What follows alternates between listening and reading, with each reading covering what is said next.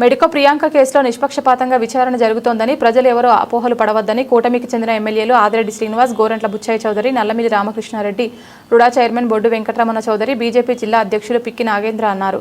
స్థానిక మోరంపూడి సెంటర్లోని శుభమస్తు gunnies function హాల్లో మంగళవారం నిర్వహించిన విలేకరుల సమావేశంలో మాజీ చైర్మన్ గన్ని కృష్ణ, రాష్ట్ర కార్యనిర్వాహక కార్యదర్శి ఎర్ర వేణుగోపాల్ నాయుడు, జిల్లా ప్రధాన కార్యదర్శి కాశీ నవీన్ కుమార్ తదితరులు కలిసి మీడియాతో మాట్లాడారు.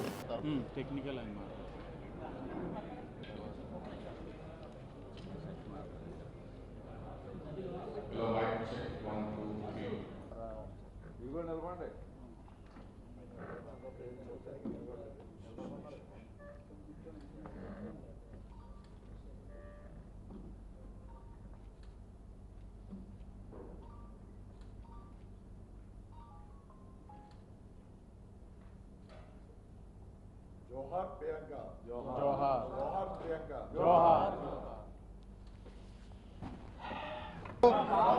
వినండి వినండి ఒక్క నిమిషం మీడియా నుంచి ఒక ఇద్దరు సీనియర్స్ తీసుకొని నిజ నిర్ధారణ కమిటీ అర్థం అని చెప్పి వినండి.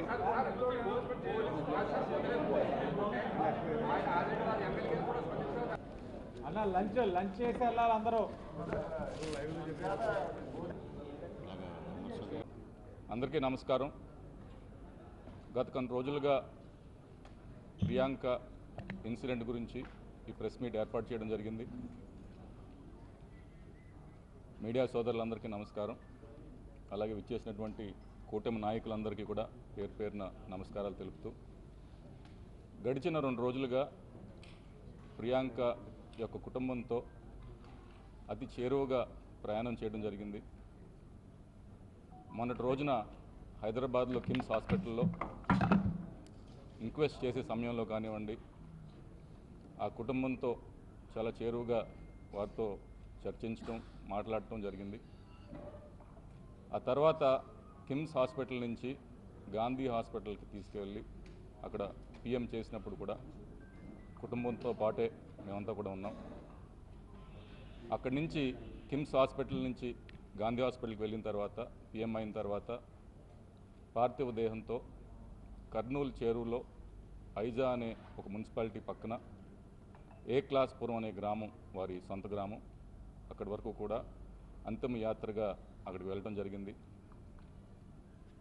అక్కడ తెలుగుదేశం పార్టీ తరపు నుంచి అలాగే ప్రభుత్వం తరపు నుంచి టీజీ భరత్ గారు, మంత్రి గారు అక్కడ రావడం, ప్రభుత్వం తరపున ఎక్స్గ్రేషియా 20 లక్షలు చెక్ వారికి ఇవ్వటం, వారి కుటుంబానికి.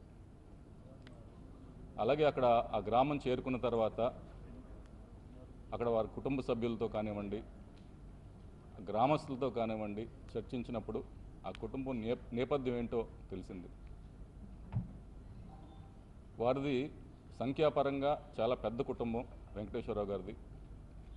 ఆ గ్రామంలో చిన్న రైతు అయిన 2 ఎకరాల పొలం ఉంది. వారికి ఆ తల్లిదండ్రులకు ఉన్నదంతా కూడా పిల్లల చదువు మీద. 2 ఆడపిల్లలు ఉన్నారు, 3 ఆడపిల్లలు వారికి.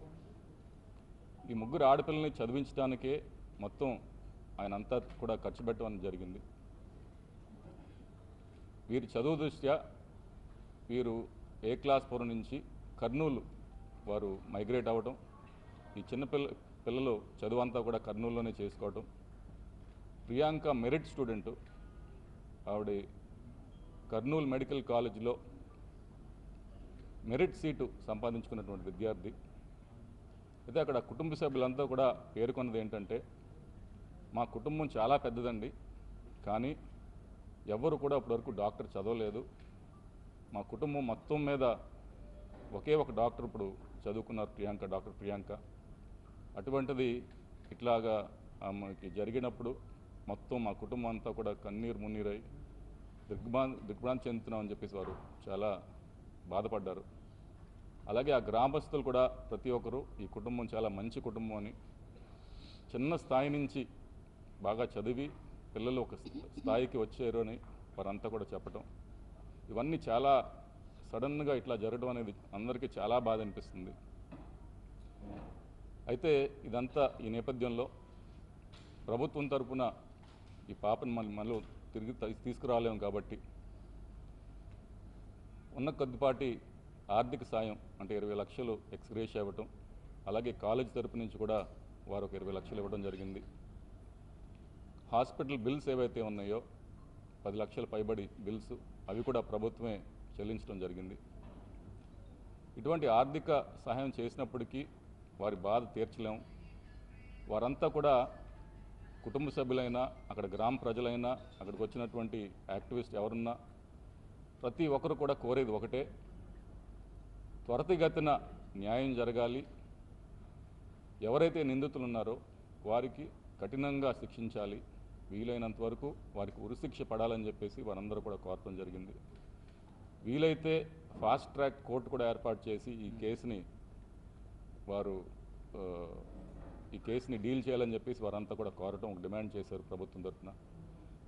ఇవన్నీ కూడా టీజీ భరత్ గారు రేపు చంద్రబాబు నాయుడు గారికి చర్చిస్తారు, వారికి అన్నీ కూడా చెప్తారు. అదేవిధంగా ఈ కేసు విషయానికి వస్తే ఎటువంటి ల్యాప్సెస్ జరగలేదు ఈ కేసులో అని చెప్పి చాలా స్పష్టంగా ప్రభుత్వం తరపు నుంచి మేమంతా కూడా చెప్పగలుగుతాం. అయితే మీడియా ద్వారా కానివ్వండి, సోషల్ మీడియా ద్వారా కానివ్వండి అనేక అపోహలు అయితే వచ్చాయి. ఇవన్నీ కూడా చూసి ముందుగా ఆ కుటుంబ సభ్యులు, తల్లిదండ్రులు, ముఖ్యంగా తండ్రి స్పందించి ఇక్కడ రావడం జరిగింది. కలెక్టర్ గారు కానివ్వండి, ఎస్పీ గారు కానివ్వండి, ఇక్కడ ఉన్నటువంటి పోలీస్ సిబ్బంది అంతా కూడా వారితో కూర్చుని 3వ తారీఖు నుంచి ఈ వేళ వరకు ఏమేమి జరిగిందని చెప్పేసి చాలా స్పష్టంగా ఆయనకు వివరించిన తర్వాత ఆయన సంతృప్తి చెందారు. ప్రాసెస్ అంతా బాగా నడుస్తుంది అని చెప్పేసి ఆయన స్పష్టంగా చెప్పటం. కానీ ఒకవేళ నిందితులకి ఉరిశిక్ష కానీ పడకపోతే, లేకపోతే జీవశిక్ష కానీ పడకపోతే ఇది న్యాయం చేసినట్టు కాదండి అని మళ్ళీ ఆయన రాజమండ్రి వచ్చి నేను ఏదో ఒకటి గట్టిగా చేస్తాను ధర్నా చేయటం, అంటే ఆ బాధలో ఆయన తండ్రి అలా చెప్పడం జరిగింది. కాబట్టి ఈవేళ కూటమి ప్రభుత్వం పైన, అధికారులపైన, ప్రజాప్రతినిధులపైన స్పష్టంగా ఒక లక్ష్యం అయితే ఈవేళ మా అందరిపైన ఉంది, ఒక బాధ్యత మా పైన ఉంది. త్వరితగతిన ఈ కేసు డీల్ చేసి, అంటే ఎంత కఠినంగా శిక్షించగలుగుతామో అంత కఠినంగా శిక్షించాలని చెప్పి, వీలైతే మర్డర్ సెక్షన్లు వేయాలి, లేదా అట్లీస్ట్ ఆయనకి లైఫ్ సెంటెన్స్ అయినా పడాలి అనే ఆ బాధ్యత మా పైన ఉంది. ఈ విషయం స్వయంగా నారా చంద్రబాబు నాయుడు గారు మొన్నటి రోజున 2 గంటల పాటు దీనిపైన చర్చించారు. ఆ కాన్ఫరెన్స్లో అధికారులు ఉన్నారు, ప్రజాప్రతినిధులు ఉన్నారు. అంటే లీగల్ ఒపీనియన్ తీసుకుని, ముఖ్యంగా క్రిమినల్ కేస్ లా గురించి తెలిసినటువంటి నిపుణుల్ని దీంట్లో ఇన్వాల్వ్ చేసి కేసు నిలబడే విధంగా ఎంత కఠినంగా మన సెక్షన్లు పెట్టగలుగుతామో అంత కఠినంగా పెట్టండి అని స్పష్టంగా ఆయన ఆదేశం ఇవ్వడం జరిగింది. సో తప్పకుండా యంత్రాంగం అంతా కూడా ఆ పని మీద ఉన్నారు. ఒకవేళ ఇటువంటి ఏమన్నా ఇబ్బందులు, అంటే మనకి అపోహలు కానీ, మీడియాలో కానీ, సోషల్ మీడియాలో కానీ ఉన్నటువంటి అపోహలు ఏమైనా ఉంటే అధికారులు కూడా ముందుకు వచ్చి, పోలీస్ యంత్రాంగం, ఎస్పీ గారు, ఐజీ గారు అందరూ కూడా ముందుకు వచ్చి ఆ అనుమానాలన్నీ నివృత్తి చేయాలి అని స్పష్టంగా ఆయన ఆదేశాలు కూడా ఇవ్వడం జరిగింది. అందులో భాగంగా ప్రజాప్రతినిధుల తరఫున ఈవేళ ఈ ప్రెస్ కాన్ఫరెన్స్ పెట్టి వివరాలన్నీ కూడా మీకు ప్రజాప్రతినిధులు చెప్తారు. అయితే ఆయన తండ్రి, ప్రియాంక వారి తండ్రి కోరింది ఏంటంటే 2 విషయాలు.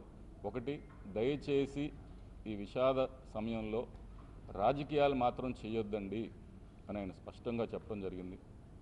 సో దయచేసి మీడియా సోదరులకు, అలాగే కూటమి పార్టీ తరఫు నుంచి వచ్చిన నాయకులందరికీ కూడా విజ్ఞప్తి ఏంటంటే, త్వరితగతిన ప్రియాంకకి న్యాయం జరిగేలాగా చూడాలి, మీరంతా పాత్ర పోషించాలి తప్ప దయచేసి ఎటువంటి రాజకీయాలకు తావివ్వకూడదని చెప్పేసి మిమ్మల్ని అందరినీ కూడా కోరుతూ, ఇప్పుడు మా శాసనసభ్యులు ముందుగా మిత్రులకు, ఎలక్ట్రానిక్ మీడియా మిత్రులందరికీ నమస్కారం. ఏదైతే డాక్టర్ ప్రియాంక అకాల మరణం చాలా బాధాకరం. ఒక పేద మధ్యతరగతి సంబంధించిన అమ్మాయి ముంత చదువు కోసం రాజమహేంద్రం వచ్చి కొంతమంది చేసిన పొరపాటు వల్ల మరణించడం మనందరికీ బాధాకరం. రాజమహేంద్రవరానికి కూడా చాలా బాధాకరం. వైద్య విద్యార్థినిగా ఒక మంచి పేరు సంపాదించుకుంటున్న తరుణంలో సినిమా చూడటానికి వచ్చి అక్కడ తాగుబోతులుగా ఉన్న వ్యక్తులు, వాళ్ళు ఉన్నత చదువులు చదివిన వాళ్ళే, తాగుబోతులుగా ఉన్న వ్యక్తులు అనవసరంగా ఆందోళన సృష్టించి కారుతో గుద్దటం వల్ల అమ్మాయి హెడ్ ఇంజరీ అయ్యటం, కోమాలకు వెళ్ళిపోవటం, 3 రోజుల తర్వాత మరణించడం చాలా బాధాకరం.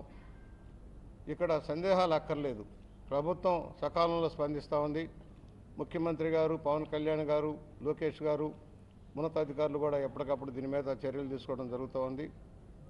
అయితే కొన్ని సందేహాలు కూడా ప్రజల్లో రేకెత్తించారు, సోషల్ మీడియా ద్వారా కానీ మీడియా ద్వారా కానీ. నేను ఇక్కడ ఒకటే చెప్పదలిచాను, ఎవరి వల్ల ప్రభావితమైనా, ఎవరు ప్రభావితం చేసినా, ఎందుకు వార్తలు రాకపోయినా దానికి బాధ్యత అందరూ వహించాల్సిందే, మీడియాతో సహా. వెరీ క్లియర్గా చెప్తా ఉన్నాను. ఆ రోజున సంఘటన జరిగినప్పుడు ఉన్నవాళ్ళు ఎందుకు వెలుగులోకి తేలేదు 3 రోజుల పాటు? ఎవరు రీజనబుల్? ఎవరు? దానిలో జరిగిన అంతర్గత చర్చలు ఏమిటి? పోలీస్ స్టేషన్ కూడా రాత్రి జరిగింది, వెంటనే బయటకు పబ్లిష్ చేయాల్సింది. 3 రోజుల పాటు ఎందువల్ల ఆగాల్సి వచ్చింది కూడా తెలియాల్సిన అవసరం ఉంది. దీంట్లో ఎవరెవరు ప్రభావితం చేశారు, ఎందుకు జరిగింది అనేది కూడా విచారణ జరగాల్సిన అవసరం ఉంది. ఉన్నత స్థానంలో విచారణ జరుగుతుంది తప్పకుండా. దోషులు ఎవరైతే ఉన్నారో వాళ్ళు శిక్షించబడతారు. ఇవాళ తాగి థియేటర్కి వచ్చారు. థియేటర్ యాజమాన్యం చెప్పేది మేము ఆపాము, నిరోధించాము, దూకుడుగా బయటకు వచ్చారు, కేకలేసుకుంటూ బయటకు వచ్చారు, ఆ వేగంలోనే తీసుకొచ్చారు. ఒకసారిగా 2 సార్లు 3 సార్లు గుద్దినట్టుగా టీవీలో కనిపిస్తుందని చెప్పబడుతూ ఉంది. అది అక్కడున్న పాత్రికేయ మిత్రులు ఎందుకు వెంటనే లైటింగ్ తేలేదని నేను అడుగుతా ఉన్నా. What is the reason? Media కూడా 3 రోజుల పాటు నాకే లోకల్గా ఉండి నేనున్నాను, నేను ఎక్కడికి వెళ్ళా. 3 రోజుల దాకా నాకే తెలియలే. ప్రకాష్ నగర్ పోలీస్ స్టేషన్కి మా ఇంటికి ఎంత దూరం ఉంటుంది? ఎందుకు తెలియలేదు? నేను ఎస్పీ గారిని అడిగాను. ఎస్పీ గారు అసలు ఎందువల్ల మీరు వెంటనే బయటికి తెలిసేలాగా చేయలేదు? ఇవాళ సందేహాలు ఏంటి? దీంట్లో కుట్రకోణం లేదు, 100% కుట్రకోణం లేదు, ప్రభుత్వం యొక్క ప్రమేయం లేదు. సకాలంలో స్పందించారు, అధికారులను అంతా కూడా స్పందించారు, చర్యలు తీసుకున్నారు. దురదృష్టం, అమ్మాయి మరణం బాధాకరం. ఒకవైపు దేశంలో జరుగుతున్న అలజడులను కూడా దృష్టిలో పెట్టుకుని జాగ్రత్తగా ఉండవలసిన వాళ్ళు ఎందుకు జాగ్రత్త తీసుకోలేదని మాత్రం మేము ప్రశ్నిస్తూ ఉన్నాం. ప్రభుత్వానికి నివేదించేటప్పుడు కూడా సకాలంలో నివేదించాల్సిన అవసరం ఉంటుంది. ప్రభుత్వం స్పందించింది, 20 లక్షల రూపాయలు ఎక్స్గ్రేషన్ ఇచ్చిన అమ్మాయిని తేలేం, బిడ్డను తేలేం కుటుంబానికి. కానీ చర్యలు సరిగా తీసుకున్న తండ్రి కూడా ఇవాళ ప్రకటించే స్థాయిలో ఉన్నారు. దాన్ని రెచ్చగొట్టడం కోసం, రాజకీయ ప్రయోజనాల కోసం కొంతమంది ప్రయత్నం చేసినా సాగేది కాదు, ముందే చెప్తున్నాం. ఇవాళ మెడికల్ కాలేజీ వాళ్ళు కూడా ఏదైతే అమ్మాయి చనిపోయింది కనుక 20 లక్షల రూపాయలు ఎక్స్గ్రేషియా కుటుంబానికి ఇవ్వాలని నిర్ణయించడం, మెడికల్ బిల్స్ కూడా ఇవ్వాలని ప్రభుత్వం నిర్ణయించడం. వాళ్ళ చంద్రబాబు గారు మమ్మల్ని అందరితో మాట్లాడుతున్నారు, ఎప్పటికప్పుడు 2-3 కాల్స్ తీసుకున్నారు అందరితోటి. ఏం జరుగుతుంది, ఏం జరిగింది మనకు తెలియాల్సిన అవసరం ఉంది, తగిన చర్యలు తీసుకోవాలి, ఇలాంటి సంఘటనలు జరగకుండా చూడాల్సిన అవసరం ఉంది. ఒక్కొక్క సంఘటన జరుగుతుంది. ఇవాళ జరిగింది ఒక సంఘటన, 2 ప్రేమికుల మధ్య తగాదా. కాతీర దగ్గర ఆ అబ్బాయి వెళ్ళి అమ్మాయి పేక్ కోసాడు. పేక్ కోసి అతను కూడా పురుగుల మందు దాగి నరాలు కోసుకున్నాడు. ఎవరు బాధ్యులు? ప్రభుత్వం బాధ్యత, పోలీసు అధికారుల బాధ్యత? ఎవరు బాధ్యత?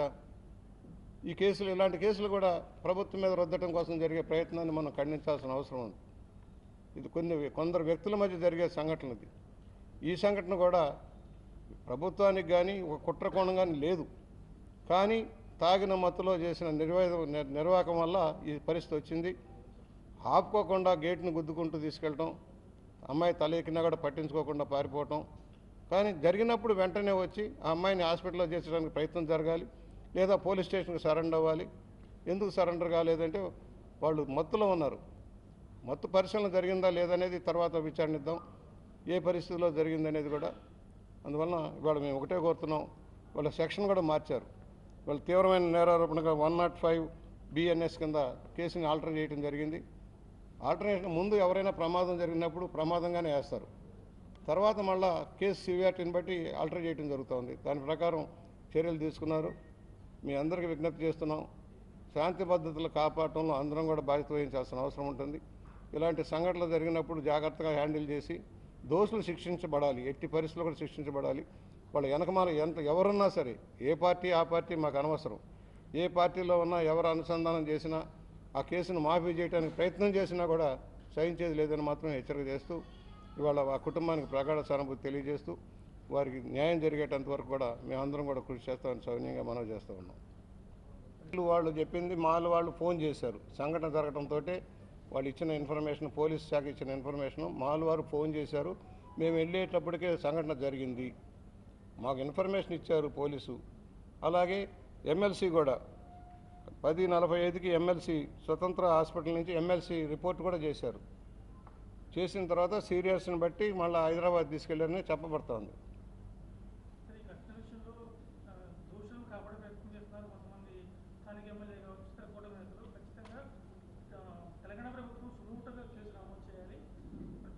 సంఘటన ఆంధ్రలో రాజమండ్రిలో, ఇక్కడ అందరూ స్పందిస్తున్నారు. లోకల్ ఎమ్మెల్యేకో మా ఎమ్మెల్యేకో ఎవరికి సంబంధాలు లేవు, వెరీ స్పష్టం. ఎవరైనా యాక్సిడెంట్ జరిగిన తర్వాత ఎవరైనా ప్రభావితం చేయడానికి పనిచేశారా? ఎవరు ప్రమేయం లేదు, కానీ ఎవరైనా ప్రమేయం ఉంటే వాళ్ళ మీద చర్యలు తీసుకుంటాం. అందువలన దీన్ని అపార్థాలకు పోవాల్సిన అవసరం లేదు. అక్కడ చెప్పబడుతుంది ఏంటి, 5-6 మీడియా వాళ్ళు ఉన్నారు, వాళ్ళు చెప్పలేదండి. ఎందుకు చెప్పలేదు media? Why it is not reported? ఎవరైనా కావచ్చు. అందువలన లోపాలు ఎక్కడున్నాయనేది విచారణ చేయొచ్చు. ముందు ఆ కుటుంబానికి న్యాయం జరగాలి, అసలు దోషులు ఎవరెవరో శిక్షించబడాలని మేము కోరుతా ఉన్నాం. Is very particular, Pawan Kalyan గారు వెరీ పర్టికులర్. ఇలాంటి సంఘటనలు జరగకుండా ఉండాలంటే సీరియస్గా ఉండాలని నిర్ణయించారు. మా అందరికి కూడా చెప్పారు, వాసు గారికి కానీ నా వద్ద కావచ్చు, రామకృష్ణారెడ్డి గారు అందరికీ చెప్పారు, మా ప్రెసిడెంట్ గారు కూడా చెప్పారు, ప్రెసిడెంట్ గారు కూడా వెళ్ళారు. అందువలన ఎలాంటి సందేహం అక్కర్లేదు, మా ప్రమేయాలు ఎవరి ప్రమేయాలు లేవు. అది ఇన్సిడెంట్ జరగడానికి కారణం. తర్వాత జరిగిన సంఘటనల మీద విచారణ జరుగుతుంది 100%. విచారణలో భాగంగా ఇద్దరు వ్యక్తులు ఫోన్లకి ఎవరు ఫోన్లు ఎవరు చేశారు, ఏం జరిగింది అది కూడా ఇన్వెస్టిగేట్ చేయమన్నాం. ఎట్లాగో ఇప్పుడు పోలీస్ కస్టడీకి తీసుకుంటున్నారండి. పిటిషన్ వేశారు నిన్నటి రోజున. డెఫినెట్గా అన్ని 3 రోజులు ఇచ్చినప్పుడు పోలీస్ కస్టడీలో తీసుకున్న విచారణ చేసినప్పుడు అన్ని విషయాలు బయటకు వస్తాయి. 3 రోజులు ఇప్పుడు ఆల్రెడీ వేరే డాక్టర్ చెప్తున్నారు బండి నడిపినాయి ప్రసాద్ యాజమాన్యం కూడా నిర్లక్ష్యం ఉంది, వాళ్ళు ఆపడం వల్లే ప్రమాదం. వాళ్ళు తాగి గొడవపడి బయటకు వస్తున్నప్పుడు ఆపడానికి ప్రయత్నం చేశారని చెప్పబడుతుంది. తాగి గొడవపడ్డారు, ఆ వేగంగా బండి నడుపుతున్నప్పుడు ఆపడానికి ప్రయత్నం చేశారు. ఆల్రెడీ ఆ కుర్రాడు ఉమేష్ చెప్పింది ఏంటి, ముందు ఒక బండి ఉంది, గేట్లో ఒక బండి ఆగి ఉంది, దాని వెనకమాల మేము ఉన్నాం, వెనకమాల నుంచి వచ్చి బండి కొట్టింది అని చెప్పిన కేసులో వాళ్ళు కూడా ఉంటే ఎవరు అతిషన్ ఓ ఛానల్ మీద డిఫర్మేషన్ కూడా వేస్తాం, నెంబర్లు తీయిస్తాం, ఎవరెవరికి ఫోన్లు వెళ్ళినాయో అన్నీ చూస్తాం, ఎవరిని వదిలిపెట్టే ప్రసక్తే లేదు. వీఆర్ క్లియర్, చాలా క్లియర్గా ఉన్నాం. అందులో సెక్యూరిటీ గార్డ్ ఆపడానికి ప్రయత్నం చేస్తే అతని మీదకి వేగంగా వెళ్తే అతను జంప్ చేసి అతను ఎస్కేప్ అయ్యాడు. అది వెళ్ళి ముందుకెళ్ళి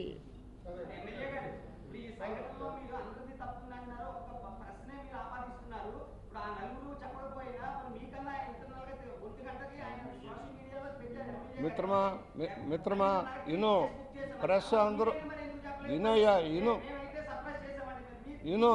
ఇనో బాధ్యులు కాదు. ఎవరైతే ఆ స్పాట్లో ఉన్నారో వాళ్ళు రిపోర్ట్ చేయని వాళ్ళే బాధ్యత. మిత్రమా ఊరికే మాట్లాడద్దు, చెప్పేది వినిపించుకో. ఎవరైతే ఉన్నారో కారణం ఏంటి, ఎవరైనా వాళ్ళని ప్రభావితం చేశారా, ఇవన్నీ విచారణలోకి వస్తున్నాయి.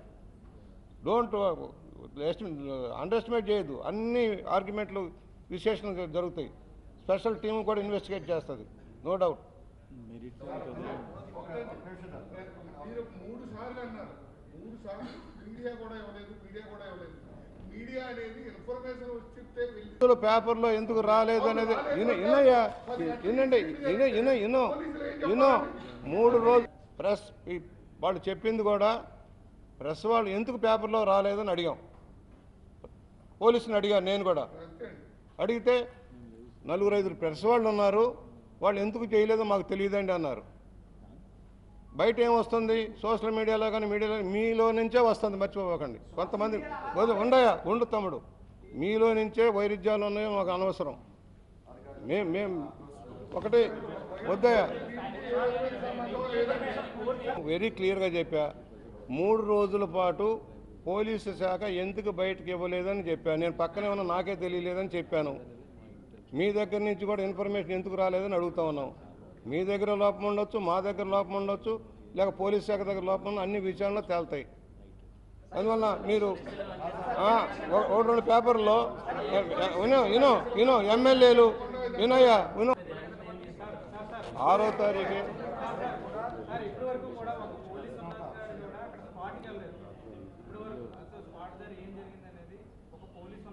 వాళ్ళు ఇచ్చిన రిపోర్ట్లో వెళ్ళాము, తనిఖీ చేసాము. పోలీస్ స్టేషన్ లో ఏది నమోదైనా డైలీ స్టేషన్ రిపోర్ట్ పాత్రికేయులకు చెప్తారు సార్. కనీసం 3 రోజులైనా సార్ చెప్పలేదు. ఎమ్మెల్యే సోషల్ మీడియాలో చెప్పించారు. అప్పుడు కేసు పెట్టాము. అప్పుడు కూడా వాళ్ళు చెప్పలేదు సార్.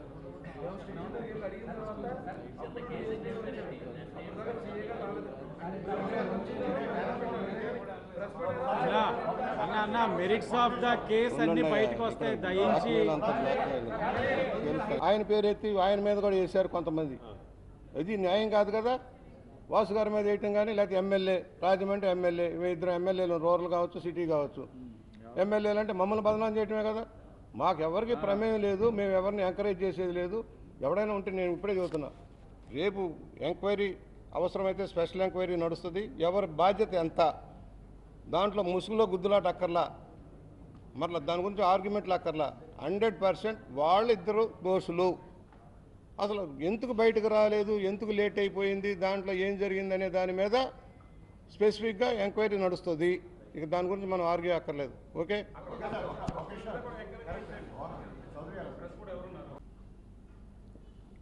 ఏదైతే 3వ తారీఖున డాక్టర్ ప్రియాంక గారి మరణం ఉందో అది అందరినీ దిగ్భ్రాంతికి గురి చేసింది. ఈ విషయం పైన రాష్ట్ర ప్రభుత్వం కానీ,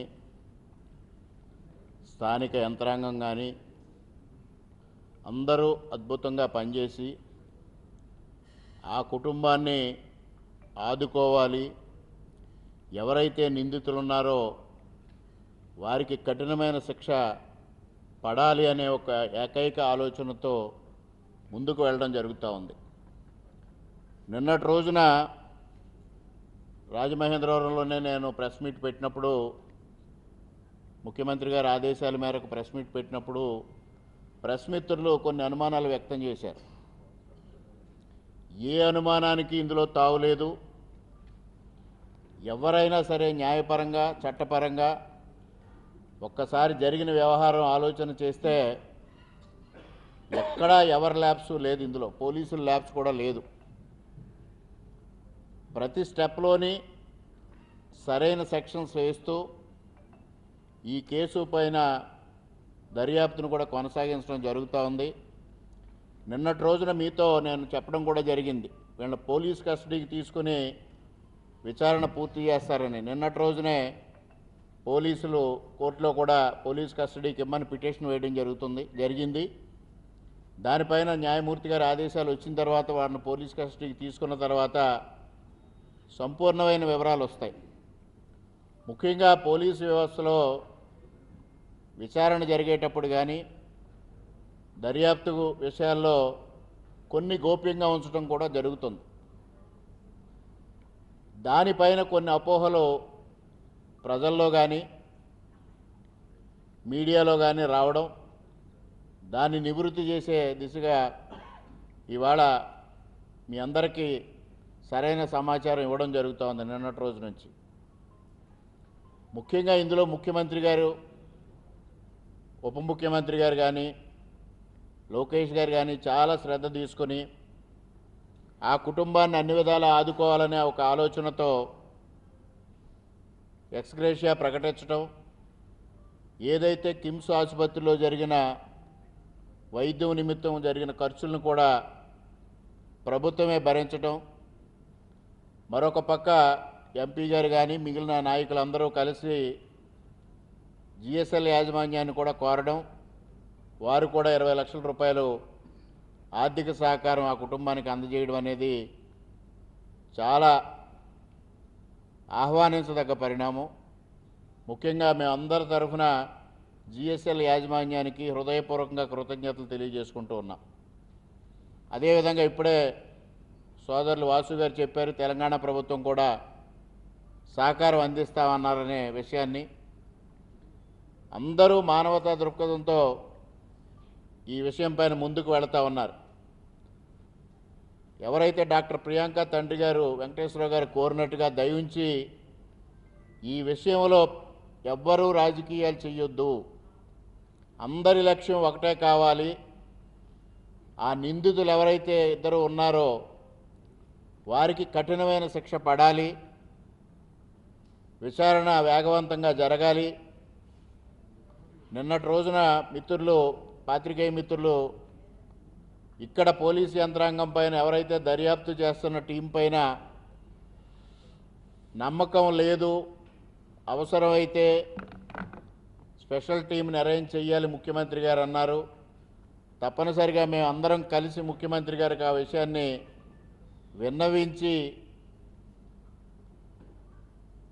ప్రత్యేకమైన దర్యాప్తు బృందాన్ని ఏర్పాటు చేయడానికి కూడా కృషి చేస్తామని ఈ సందర్భంగా మీ అందరికీ తెలియజేసుకుంటూ మీ ద్వారా ప్రజలకు కూడా తెలియజేస్తా ఉన్నాం.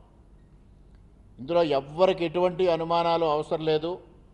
ప్రభుత్వ లక్ష్యం ఒకటే, వారికి కఠినమైన శిక్షలు పడడం ద్వారా భవిష్యత్తులో ఇటువంటివి పునరావృతం కాకుండా చేయాలనే ఆలోచనతో ముందుకు వెళుతున్నామనే విషయాన్ని మీ అందరికీ సవినయంగా తెలియజేసుకుంటూ సెలవు. లేని అంశం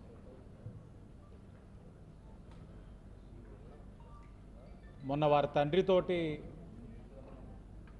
హైదరాబాద్కి ప్రయాణం చేస్తున్న సందర్భంలో ఏదైతే ప్రభుత్వం ఆయన్ని దగ్గరుండి తీసుకెళ్ళాలి, హైదరాబాద్లో ఏదైతే కిమ్స్ హాస్పిటల్ వరకు అని చెప్పిన సందర్భంలో ఆయనతో ప్రయాణం చేస్తున్నప్పుడు ఆయన యొక్క జీవితాన్ని ఆయన వివరించడం జరిగింది. ఒక బీసీ సామాజిక వర్గంలో పుట్టిన వ్యక్తిగా ఎన్నో కష్టాలు చూసి, ఇబ్బందులు ఎదుర్కొని, ఆయన కన్నా 3 ఆడపిల్లలు అలాంటి కష్టాలు ఇబ్బందులు ఎదుర్కోకూడదు, ఉన్నదానిలో వాళ్ళకి మంచి విద్య అందించాలని అనునిత్యం ఆయన కానీ ఆయన యొక్క సతీమణి గారి కానీ కృషి చేశారు. దానికి అనుగుణంగా ఈ రోజున సోదరిమణి ప్రియాంక గారు నానిచ్చిన ప్రోత్సాహంతో మంచి మెరిట్ స్టూడెంట్ ఆవిడ.